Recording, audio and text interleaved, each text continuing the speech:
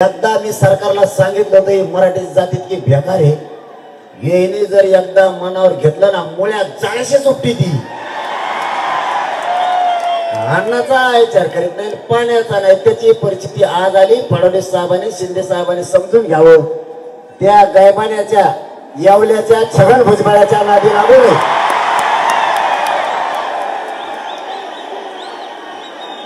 त्या गायबाण्याच्या नादी लागून तुमचे सगळे पक्ष बंद पडते ना सत्ता बी पडत.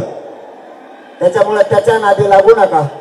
आपल्या आणखीन 2-4 टप्पे आपल्याला तातडीनं आता उरकायचे, तातडीनं उरकायचे. कारण मी आज 13 तारीख आहे.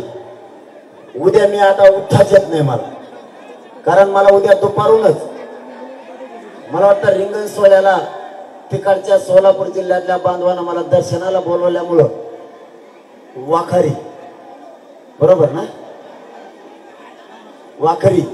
वाखरीला रिंगण सोहळ्याला दर्शनाला जायचंय. माऊलीच्या, तुकोबारायांच्या, जगद्गुरु तुकोबारायांच्या, विठुरायांच्या, ज्ञानेश्वर माऊलींच्या दर्शनाला जायचंय. त्याच्यामुळं मला उद्या 12 वाजता निघायचं. हे का सांगतोय पुढे आल्यावर तुमच्या लक्षात येईल मला काय सांगायचं होतं. म्हणून सांगितलं शांतचित्तानं ऐका, कार्यक्रम लवकर संपवायचा आहे. कारण ही पहिल्या टप्प्यातला समारोप आहे. ह्यो जर एवढा झालाय तर मुंबईत गेल्यावर कसं होईल रे. फडणवीस साहेब आणि शिंदे साहेब तुम्हाला सांगतो मराठी मुंबईत येऊ शकतात बरं का. मला आजच्या झटक्यावर कळलंय. आणि प्रत्येकाच्या घरापुढे एक खुटी ठोकू शकते ती मुंबईत आहेत तेवढ्या. तुमची बंदूक फंदूक सुद्धा काही करू शकणार नाही मराठ्यांच्या वादळापुढे. मायबाप मराठ्यांना सरकारनं 13 तारीख घेतली. सरकारच्या हातात आजची रात्र आहे. सरकारनं माझ्या मराठ्यांचा अंत नाही बघायचा. मराठ्यांना प्रथम माझी विनंती आहे, छगन भुजबळला दंगली घडायच्यात आणि म्हणून आपण राज्यात शांतता रॅल्या ठेवल्या. मराठ्यांकडून शांतता असू द्या. आरक्षण देण्याची जबाबदारी माझी. मी तुमचा मुलगा आहे. तुम्ही फक्त शांत राहा. शांततेचं युद्ध कोणालाच पेलता येत नाही. जसे संभाजीनगर आलात याच ताकदीनं शांततेत घरापर्यंत आपण प्रत्येकाला घेऊन जायचंय, स्वतः सुद्धा जायचंय. कुठं काडी सुद्धा मोडली नाही पाहिजे. मराठ्यांची जबाबदारी सरकारच्या हातात. आज रात्रीतून सरकारने विचार करावा.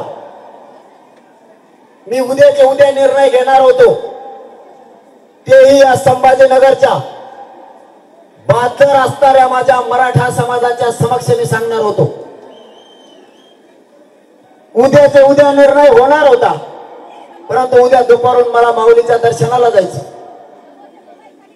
मला एक वापस यायला, कारण 15 तारखेला मी तिथे आहे, म्हणून मला उद्या दुपारी निघायला लागते.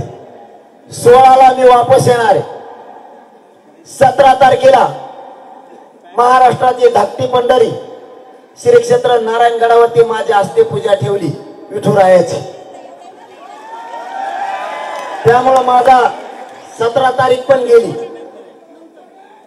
18 आणि 19 दोनच दिवस माझ्या हातात आहेत. सरकारने जर, मी आणखीनही सांगतो, मला राजकारणात जायचं नाही, माझ्या समाजाला पण जायचं नाही. आमचा आग्रह एवढाच आहे, आम्ही ओबीसी आरक्षणात आहे. आम्हाला आमचं आरक्षण द्या. आम्हाला तुमच्या राजकारणाशी देणं घेणं नाही.